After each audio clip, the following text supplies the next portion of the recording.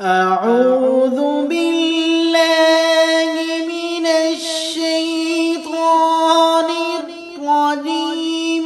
بسم الله الرحمن الرحيم. هل أتاك حديث ضيف إبراهيم المكرمين إذ دخلوا عليه فقالوا سلاما قال سلام قوم منكرون فراغ إلى أهله فجاء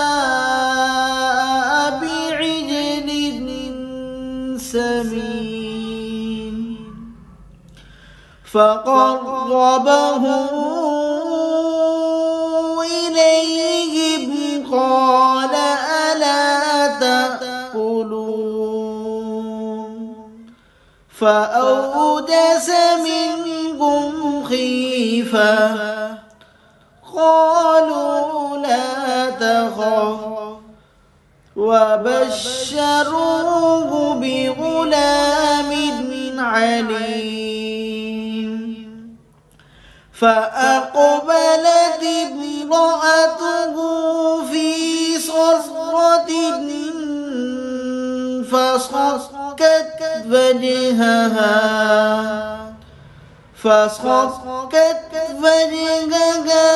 وقالت عجوز عقيم.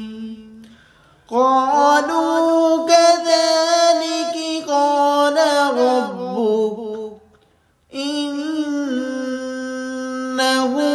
هو الحكيم العليم. صدق الله العظيم.